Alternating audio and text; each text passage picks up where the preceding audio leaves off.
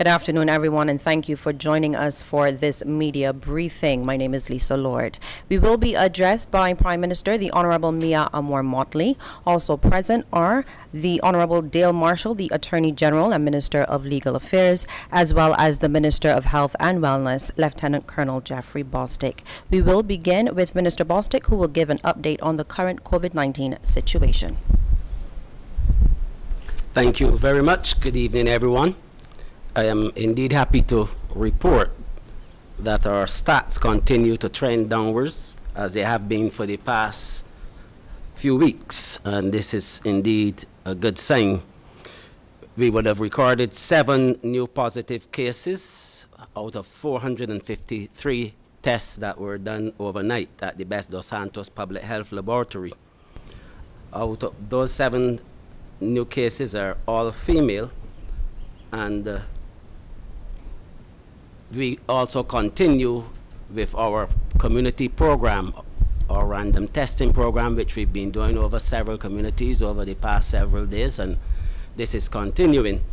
What the figures clearly indicate is that the positivity rate is trending in the direction that we want it to trend.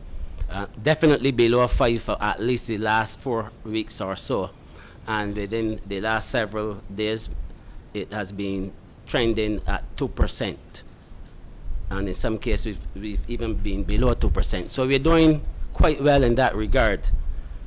But the situation is that we still have cases, and we still want to get that rate a bit lower, but we're going in the right direction, which suggests that we're all doing what we're supposed to be doing. And I am asking Barbadians just to continue in this vein, because if you continue like this and we continue to do well, then we'll be able to do more for the country. Thank you. Thank you, Minister Bostic. We now move to Prime Minister Mottley. Thank you very much, Lisa. It is a pleasure to be here this afternoon again to address you Barbadians. As you heard from the Minister of Health, our numbers continue to drop, and we are happy. Last time I spoke to you, we had a situation where our cases per 100,000 were at 66, and the 2 weeks before that it was at 110. It is now at 40, but we are not yet where we want it to go. We want it below 25, and really we want it at 0, but we understand that we live in a world where we don't have the luxury of controlling that, and that globally there is still great uncertainty with respect to this awful pandemic. We have, however, been conscious that Barbadians have largely responded to the protocols, have largely been cooperative, and even though we have a situation, as I said, that is still uncertain globally, we do believe that we have to continue to live. As I said earlier, I think it was a few weeks ago in Parliament when I addressed you, the one thing we can't do is to stay still. And I learned many, many years ago, paralysis is literally the worst thing for any living organism. As a result of us therefore recognizing and being very happy that Barbadians have largely risen to the occasion to fight back this pandemic, we believe that the time has come for us to take certain other changes and adjustments so that persons can indeed be more comfortable in terms of not only where they work, but also in terms of the other things that they need to do to sustain themselves, both body and soul. As a result, the Cabinet and others and the Cabinet Subcommittee have gone through multiple types of consultations with the EOC, with members of the Barbados Association of Medical Practitioners, with the University of the West Indies, with the Social Partnership with respect to the arrangements for tourism, which I will come to shortly. But we felt that it was critical to start to look to see how best Barbados can come back to some level of normalcy with respect to how we function. When last we spoke, I promised you then that we would look at certain things once the positivity rate remained largely below 5%. Indeed, it has been largely below 2% for most of the last 2 weeks. I think there was one day, Jeffrey, where it went over 5%, But other than that, it has been 2% and trending to 1%, and a few days actually below 1%. It is against this background that we believe we can press the accelerator a little bit. And I've always promised you that we will shut down sharp, we will open back up gradually. Over the course of the last month, we have been opening back up gradually. We've come now to some of the last things we believe that still remain before us. Gyms have been kept closed for some time now. We have allowed exercise outdoors.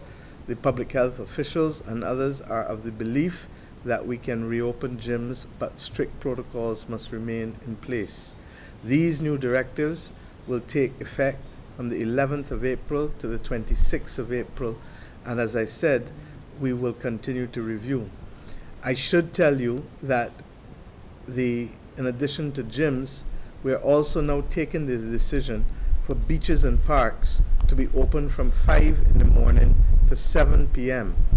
There are to be no picnics or parties, and we're asking people just still to come out gradually, take your chance, take your time, and you can stay on the beaches, you can have their fun, but we're trying still to avoid situations of large gatherings and people mixing in a way that could cause the gains of the last 3 months to be compromised.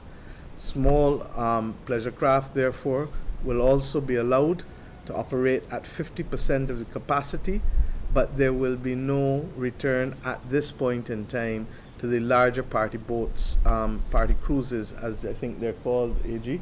And Minister Humphrey would have met with the boating community to resolve these issues.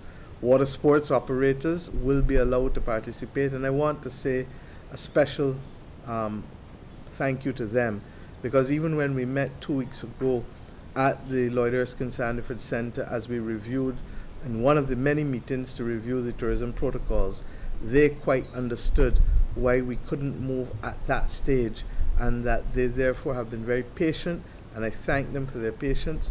But as I said, wherever possible, we would get to you, and we are ready, and we believe that we can start back with your operating your trade. Generally speaking, we have taken a decision that there will be no curfew on Monday, Tuesdays, and Wednesdays, and that we will limit the curfew now from 11 p.m. at night to 5 a.m. in the morning for Thursday, Friday, Saturday, and Sunday.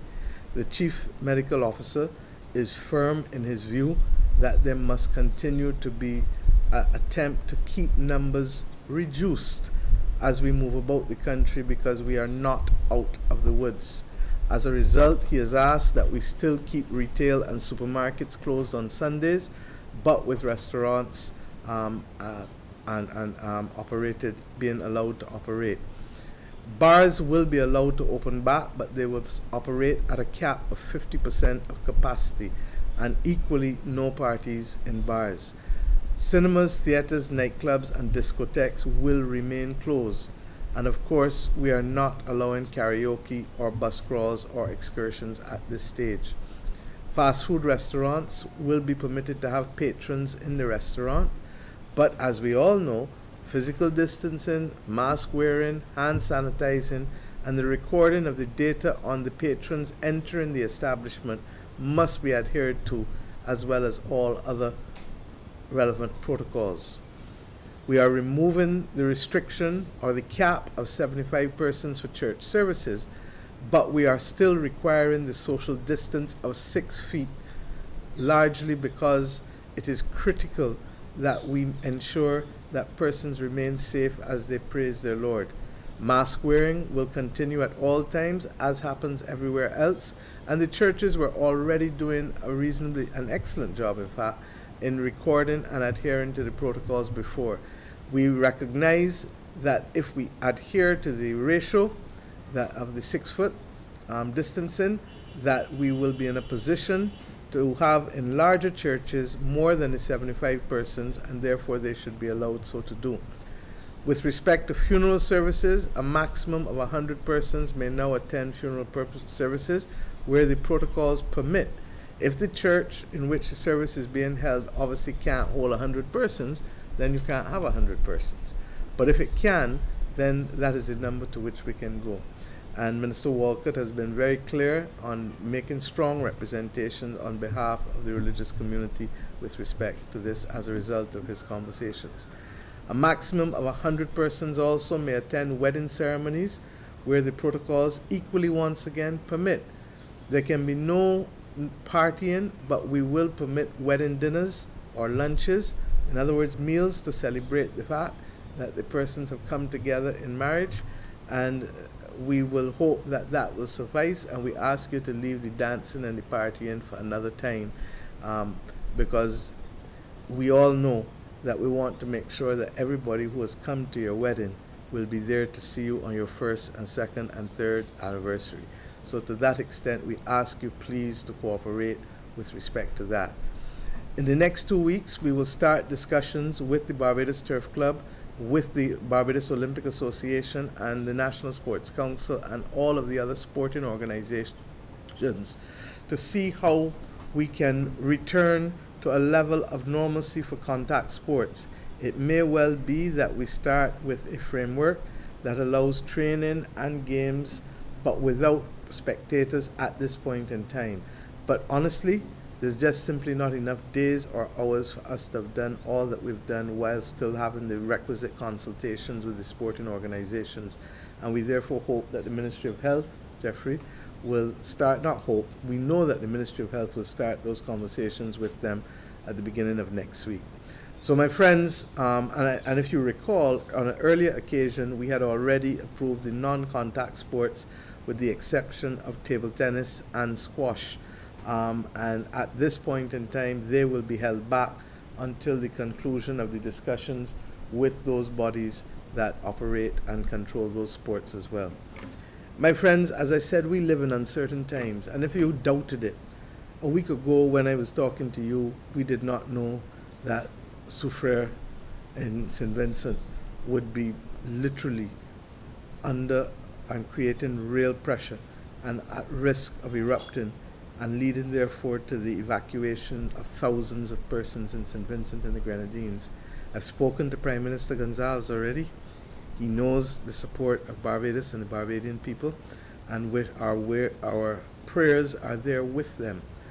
But I want to say that that uncertainty also meant that the same cruise ships that we had in our waters, off our shores for the last few months, when I spoke to Michael Bailey at Royal Caribbean, and the Minister of Tourism has been speaking to officers of Carnival Cruise Corporation as well, we were very happy that they immediately responded to Prime Minister Gonzalez's request, and therefore I think that the public is already aware that the first ship should arrive in the waters of St. Vincent and the Grenadines tonight, with more coming tomorrow. These uncertain times require sometimes difficult decisions, require challenging conversations. And over the course of the last 3 months, we as a people have had those difficult decisions to make and those challenging conversations. But our experience over the last 3 months has shown as well that we can come through it. And if we stay the course, believe you me, we will continue to come through it. It is against this background that we recognize that that thing that sustains us and sustains the majority of economic activity, or a large part, I should say, because it's about 45% indirectly of economic activity in this country, cannot remain shut down and closed, particularly given that since the beginning of this year, there has been a large number of persons in our traditional source markets who have been vaccinated and who have expressed a demand, a determination that they would wish to travel going forward later into this year. We also recognize that there has been an increase in savings in a lot of households in those markets, even though there has also been high unemployment in certain sections. Barbados, as you know, last year, I've spoken to you over and over about it, we lost $2 billion in economic activity. And as a result, we also saw our unemployment rate go sky high, and we saw our revenue as government drop seriously low, and we saw our expenditure increase in order to meet the demands of fighting the pandemic. We also have had to put in place myriad arrangements to support households and the business sector, and are continuing to do that even as we speak. And ironically, in the discussions that we have been having in the World Bank and IMF meetings this week, there has been a clear recognition that the pandemic can become a corporate pandemic if we're not careful and if we don't put the appropriate systems in place to support economic activity, and that the consequences of that corporate pandemic can be as devilish and as difficult in many instances as that of the health pandemic. It is against that background, therefore, that the government undertook a set of clear steps to determine how best we could safely reintroduce the larger numbers of visitors coming to our island.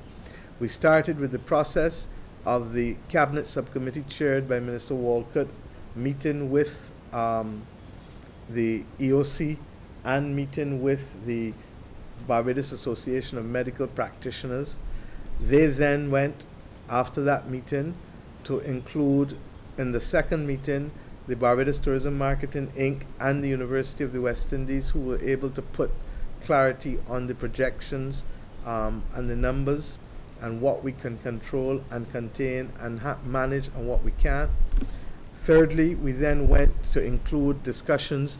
After them, all of those parties would have met with owners of hotels, hotel workers, representatives of tour attractions, representatives of the taxi operators, representatives of the water sports community, representatives of the unions, a wide cross-section of persons directly engaged in the tourism sector. The fourth such meeting was with the social partnership last Wednesday, when we would have met, and they signed off on the recommendations that had come through that three-stage process. And the final stage would have been Cabinet signing off on what was agreed to as amended by the various parties. As a result, I am in a position to announce today that we do have a settled protocol for vaccinated persons, and a vaccinated person is defined as that person who in a two-dose regime has received both doses plus 14 days, or a one-dose regime, one dose plus 14 days. And as a result, they would now be permitted to come into Barbados with a different set of protocols from those persons who are unvaccinated. In essence, and the protocols will be released to the public, but in essence, it still requires that even though you're vaccinated, that you come to the island with a PCR test that is negative from within the last 72 hours, and that upon arrival in the country on the morning after, that you will do a PCR test, whether a rapid test or a classic PCR test, and that you will have limited movement within the hotel if you're staying in a hotel, in a government facility if you're staying in a government facility, but that we will continue to review these protocols to ensure that they're functioning well. Remember, these are vaccinated persons. Remember that the chances of being infected again, having received a vaccination, is still potentially there, but the chances, they believe, are minuscule. And to that extent, we have tried to develop protocols that meet the risk that the country will face from those persons who are vaccinated. We ourselves have reached a stage where we have over 64,000 people vaccinated, and we will continue to vaccinate persons. As you know, we received additional vaccinations this week, but because we knew those were coming, we had started the process, and therefore what we received this week will lead to somewhere just under 10,000 persons being vaccinated again with both doses. And why? Because the government is committed to ensuring that those who have already received their vaccinations get their second dose. And we have those on hand and are in a position to start that. I believe that on the 4:30 news, I heard Dr. Ferdinand indicating that we will be reaching out to those Barbadians who started the process in February and will be required to come for their second shot. I think most people already have a date that was given to them on the card that they received when they went for their vaccination. Bottom line is that we don't therefore start from this as we were a year ago. We have the additional protection of vaccinations on our end, and we have the protection of the vaccinations on the end of the person who is coming. We equally know that these protocols will continue to change, especially when we reach herd immunity. But at this point in time, we are being very cautious and ensuring that there is still a safe environment. Those persons, once they receive a negative test result from the test that is then applied in Barbados, will be free then to move about as a vaccinated person within the community, as a visitor or a national returning, if that is the case. Those protocols will be circulated. As I said, I'm happy that we went through that it was a difficult process, but we did it assiduously. And in doing that, we also ensured that we gave an opportunity to the widest cross-section of civil society to also be invited to the social partnership. So the Barbados Christian Council, the Barbados Evangelical Association, indeed the leader of the Democratic Labour Party was also present. All of us were present, and we went through it. I was very careful, to the chagrin of many, to go through it sentence by sentence and clause by clause, because there is many a slip between cup and lip. And therefore, given the fact that so many Barbadians depend on the ability to earn by us having additional people visitors, and let's put this in context. We have just under 300,000 people living here, but tourism has brought on average 60,000 people per month. Those 60,000 people per month are just long stay visitors. With respect to the cruise industry, they are about, you can average 8 months a year, when they will bring about 100,000 people each of those 8 months of the year. So by the time you add roughly 700,000 plus 800,000, you are almost 5 times the population of Barbados at some point in time being on this country. Now, what does that mean? They eat, they drink, they take transport, they go to attractions, they do all kinds of things that add to spending within this economy. If those persons are not coming to Barbados, what then happens? That all of a sudden there is a massive reduction in the amount of goods and services that we sell, in the amount of rides that a taxi man can get, in the amount of goods a vendor on the beach can sell, in the amount of food a restaurant or cook shop can sell. All of these things immediately are contracted. Now, by the same token, we all know that we need, whether we recognize it or not, we take risk in life every day. But in taking risk, we try to be safe. And the country, therefore, must be no different with respect to ensuring that safety remains our primary concern, even as we open back up to the world. We feel, therefore, that it was important for us to establish a tripartite monitoring committee, which over the course of the next 4 weeks will work with the hotel sector, with the tourism attractions, with the stakeholders like the taxi drivers and all others, to make water sports operators, beach vendors, etc., to make sure that our protocols are as tight as they can be, and to make sure that the framework for monitoring is also as tight as they need to be, recognizing that even though the risk is minuscule, that we are not and should not be allowed to drop our guard. The University of the West Indies, in their plotting of the data for us, have literally shown us that in the event that there are issues, we are making sure that what we're doing is containable and sustainable. And to that extent, therefore, I'm comfortable with what has been placed before the Cabinet and what, therefore, we have finally agreed to with respect to that 5-stage process. I should say to you that only today the draft documents with respect to the cruise industry have also been finished, but I'm not going to address them this evening, largely because I believe that we need time to just sign off fully on the details. But what we had done before, and in principle, as you know, I co-chair the America's Cruise Task Force, and in principle, we have agreed that we would want the home porting to start back by the end of June. With respect to the protocols for the long-stay tourists that we just talked about, new protocols for the vaccinated long-stay tourists, those come into effect from the 8th of May, Saturday the 8th of May, and that's why I said we have a month to have that tripartite monitoring committee tighten the things and ensure that Barbados is truly ready for us to be able to welcome people properly back to the country in larger numbers than we have seen, obviously, in the last few months. We will stand ready, however, to continue to tweak and respond to the protocols, recognizing that the two guiding principles of safety and competitiveness are the two that are critical for us to review as we look at what has to happen in the system. My friends, this has not been an easy decision. It's not. And as I keep saying to you, this is uncharted territory. We have now gone through 2 waves of COVID. And we've regrettably lost persons, and we've regrettably had persons who also economically have also lost their livelihoods or are at risk of losing them. This is the most difficult time in the world's history for 100 years. This morning, yet again in IMF World Bank meetings, very early this morning at 6 o'clock, we reflected on the fact that we are likely still to be in the long haul because of the difficulties related to access to vaccines globally. And even though, knockwood, Barbados has done reasonably well in being able to have just about 30% of our adult population receive a single dose already, we are conscious that there are many who have not.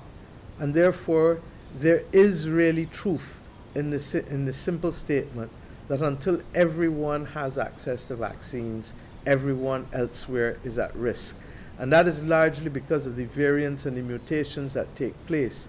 So that while we are opening up gradually, as I said, to be able to accommodate the other things that we must attend to, just as we can't ignore the fact that there are other health issues in the country, just as we can't ignore that there are other challenging issues that we face, like the climate crisis, or as we have seen in St. Vincent and the Grenadines today, the awful spectacle of a potential volcanic explosion, then we know that we have to take our time and to be able to literally recognize that this uncertainty means that that gas and brake approach that I've spoken of from the beginning has to continue to be our guide. We know that we have to continue to fight for comprehensive access to vaccines for countries, not just in this region, but literally, we have also to be able to ensure that we work together to give where we have excess. And if we reach a position where we have excess, then we have to do our duty too, subject to assigning or ensuring that others can take over aspects of our order if it is available. It is against that background that I've joined others in the region on calling not just only for access to vaccines, but we really globally have to look at expanded production capacity, and that's what's going to hurt us. Similarly, we have to be conscious of the variants, and to that extent, we are investing in the lab, as I've indicated before. Our reason why we are comfortable with giving the opportunities for vaccinated travelers and the testing is that, as I've said, we have 7 PCR machines in the Besto Santos lab. We have 5 automatic extractors, and we've asked them to order 2 more. We have the lab that is likely to be established at one of the hotels, and we have another lab that is likely to be established at one of our medical facilities.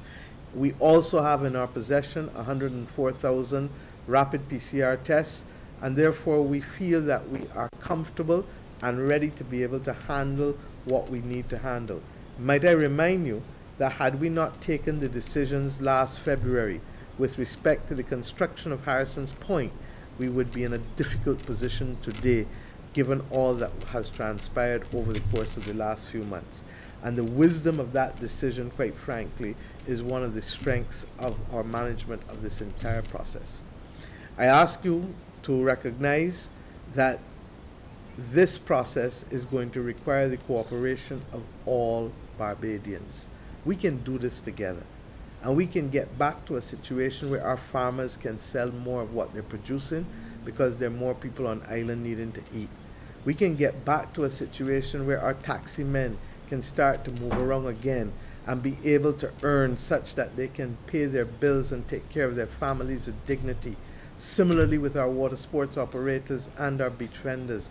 Similarly with our hotels. And one of the reasons why we launched the BEST program, which is based on the principle of quasi-equity and equity. In other words, investing in our hotels to ensure that they do not fall under if they are willing to cooperate and to work with us, such that they can keep employment levels up, and equally that they can keep the hotel, literally, they can keep the hotel back in a state where it is not going to become dilapidated, and they will not have to spend extraordinary sums of money before they can receive visitors in it again.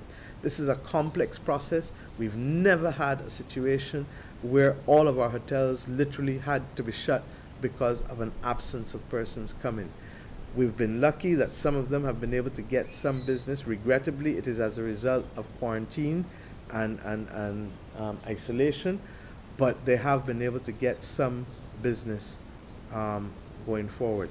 And therefore, when I say to you that this requires all of our support, Barbados is one of the most hospitable places I know in the world. One of the reasons why we have one of the highest repeat visitor rates is because people like how Bajans generally have been able to make them feel welcome in their own land. And I trust and pray that we will continue to exhibit those aspects of hospitality that have given us that reputation for being hospitable to those who visit us. I'm being told, just as I am getting ready to finish, that there is a mandatory evacuation order now in place in St. Vincent, and that has been given by the Searchlight newspaper of St. Vincent and the Grenadines. And I repeat yet again that our prayers and our support are with the people and government of St. Vincent and the Grenadines. They are our brothers and sisters.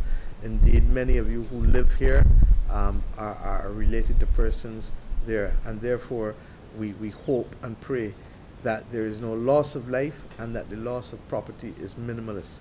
What I will say, I was a child when Soufriere last erupted, and I will never forget sitting down for lunch outside and having glasses outside on the table before liquid was put in, and the ash that came into that glass went right up to the top of that glass.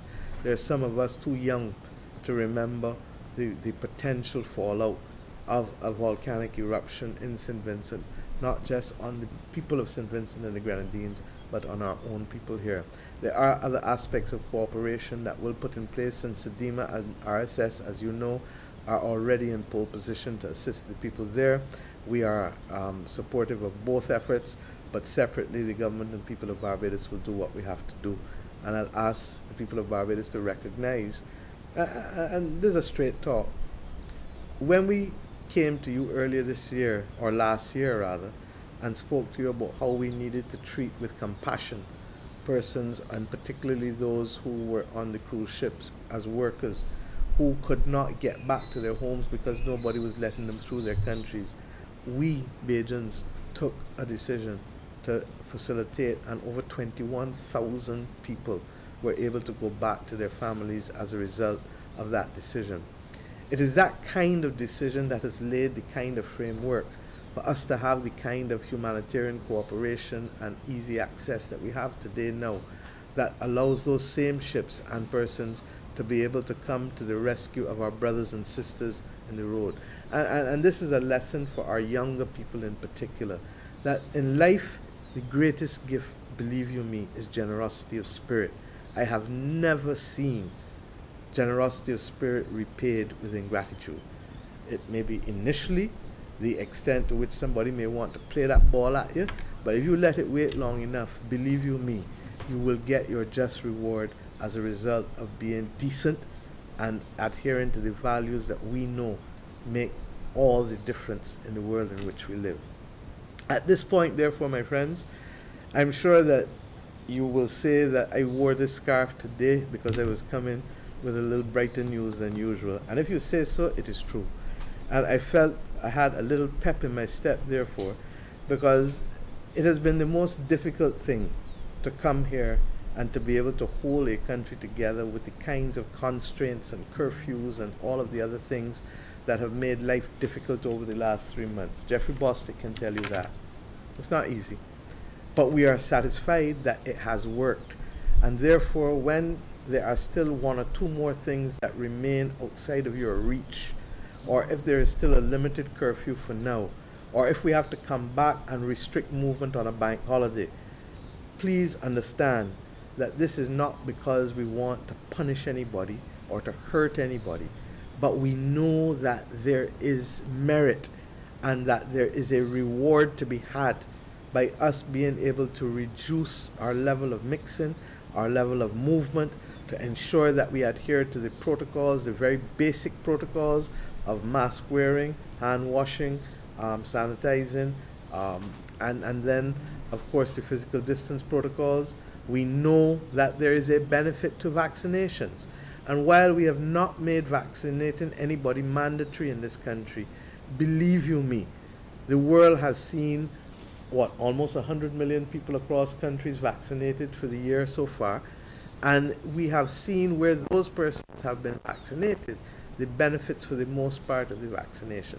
There have been one or two issues raised internationally, and we're aware of them. But when you look at the cost-benefit analysis, when you look at the risk and the benefits that you get, there is no doubt in our mind that we need to ensure comprehensive access to vaccines. And that is why this government has determined that we will continue to work to ensure that Barbadians and persons living here have access to vaccines on demand, and ultimately we will have to do so with any boosters going forward. What is our reality? We don't know. But it does not look as though the world can distribute vaccines in sufficient time in 2021 to everyone. And in fact, there are some who project that on present trajectory, we cannot do it before 2023. There is, however, the recognition that if the world comes together in a form of unusual global cooperation, that it can come together and ensure that we can shave off at least a year on that outer limit. And why? Because we do not need to see more variants and more mutations of this virus, because we do not know, there may be less virile or they could be complex and far more deadly, and we are not prepared to take those chances. In the meantime, however, we have a duty to do everything that we can to make sure that as many Barbadians who need to work can work, that the construction industry is fueling on all, firing on all cylinders again, that we can have manufacturing operate excuse me, in a way that it has been operating before, and that we can make sure that the other aspects of business activity in our country can proceed, but that we start to create sufficient demand again, that new jobs can be created and more people employed and more people therefore in a position to support their families. My friends, with those words, I therefore say to all Barbadians, thank you, thank you, thank you for allowing us to reach this stage. But do not, please, let us drop our guard, either us who are here or those who come to visit us, because we recognize that, like elsewhere, if it happens, we will take steps to contain and to remove the risk again. And we are in a world where this uncertainty is likely to continue, as I've said, for at least another year. But at this point, we believe that the kind of behavior and the kind of adherence of protocols that we've seen, that we can all take a chance on each other. You take a chance on us, we taking a chance on you. And if we do that together, then I truly believe that we will see victory at the other end. Or as Jeffrey would say, that we will have exhibited no surrender and no retreat. At this point, we'll just take a few questions, because I do have another engagement this evening. Yes, turning to the media, joining us are Ian Bourne from the Baden Reporter, Barry Allen, The Nation newspaper, Ryan Boom from CBC, Randy Bennett, Barbados Today, and Akil Lovell from Starcom Network. Now, gentlemen, given the unfolding situation in St. Vincent and the Grenadines, and as the Prime Minister just indicated, meetings are still ongoing, we will ask you to keep your questions to 2 at most this evening. Your questions?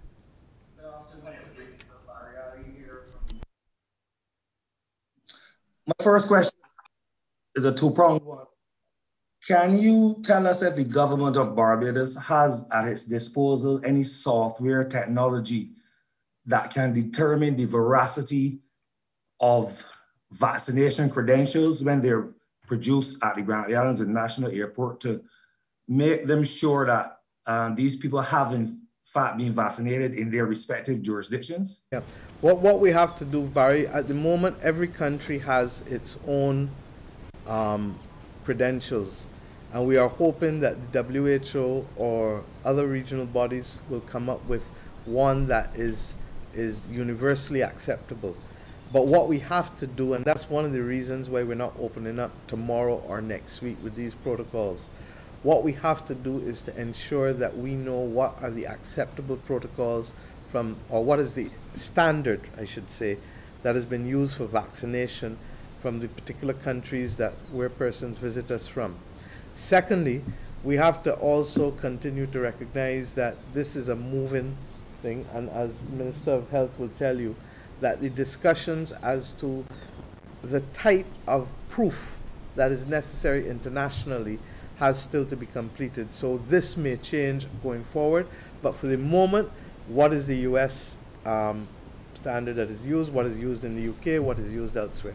Let me also say that in doing this reopening, the protocols that you will see will also make the point that we will keep managing on a very close basis entries from persons who come from countries that are high risk, medium risk, and low risk. And to the extent that persons are coming out of a country within the last 21 days that is high risk, then we will require a different protocol for them than for other persons. And the protocol makes that absolutely clear. The second question, Prime Minister. Sorry, I thought we were allowed 2 questions each. Just a quick second question. It's now been almost 3 years that we've been without a CEO at the BTMI, and now the acting CEO has gone on to a different opportunity. Can you tell us, at a time when our tourism industry has been decimated by COVID and is in a particularly sensitive place, how soon can we expect that the BTMI would have another CEO in place to direct the corporation? Okay, first of all, I know you could count, Barry, so it's not almost 3 years. That's the first thing. I think that you remember that Billy Griffith was there up until about 14 months ago, 15 months ago, maybe. I think it's almost 2 years, sorry, Prime Minister.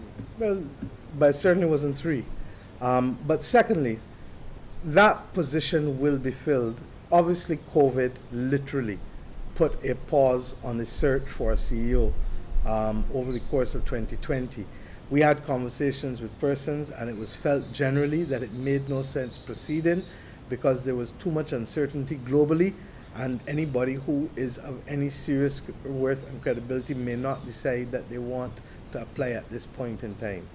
That now being behind us, particularly with the vaccinations of the last 3 months, and a perspective that sees some level of travel and visiting being part of our future again, we took a decision actually a couple weeks ago that we would want to ensure that we do a headhunt to get the best possible person. And I want to make this point to the country. Whenever we have gone for the best, we have always succeeded. And this country depends too much on tourism for us not to go for it. We wish Ms. Griffith all the very best. In fact, she has done yeoman service for the Barbados Tourism Marketing Inc., and she herself was only acting as CEO in the last few months. Ms. Roach, sorry. And of course, before her was Mr. Chase, so that they were rotating within the organization persons, giving them an opportunity while we waited to do the search that we now have to do. So I'm confident and comfortable that once that search is done, and not just locally, but globally, that Barbados must get the best person for the job, and that we will continue to be ready to open back up a renewed and a reinvigorated, or as the Minister says all the time, a reimagined tourism product that is premised first and foremost on hospitality and not just substantive buzzwords. And I believe that if we can do that, I had the opportunity to work with a lot of the members of the BTMI in the early part of January and February, when of course the country was going through the difficulties. And I must tell you that I was completely impressed with their passion, and that our position is now that we need to continue to recognize that where we have to boost our capacity, we do so, and where we have to bring in training, we do so, and where we need to have a further global reach, we will do so. But at this point in time, it is of a concern But I know you would agree with me, Barry. How many tourists came in last year? 10,000. That's the point. Okay. Madam Prime Minister, bearing in mind about St. Vincent itself, you mentioned that Royal Caribbean and Carnival are stepping to the fore. What exactly is Barbados doing with the challenges we already have? What are the plans towards not hospitalizing, but in other words, storing the people that may have to come over based on the fact that St. Lucia is already making plans to receive evacuees? I think you mean, Ian, the word accommodated. I know.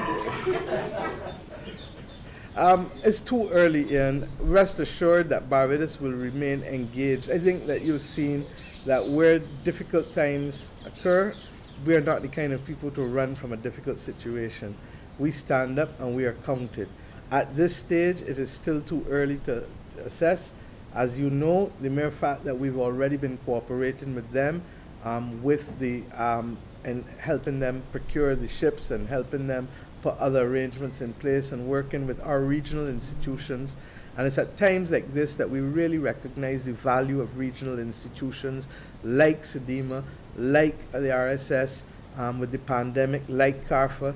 Without these entities, where would we be as a region? Because our countries just simply don't have the individual capacity to do a lot of the things that need to be done. So suffice it to say that I know that the reason why they're asking the cruise ships to come is to be able to facilitate the accommodation of persons who have to be evacuated. Until we know exactly what's happening with the volcano, it really is too early to speculate. But suffice it to say, we are guided by the right principles and we're guided by the right motivation, and we are brothers and sisters in the Caribbean. Hi, good evening. Randy Bennett from Barbados today. I have a question for the Minister of Health. I know the ministry was concerned that while there were fewer people being detected with COVID, there was also an issue as relates to the number of testing. And the ministry had wanted to ramp up that testing. However, within the last week or so, we've had 500 tests, 200 tests. The testing has not been up to the stage where we had in January and February testing 1,500 and 2,000 people per day.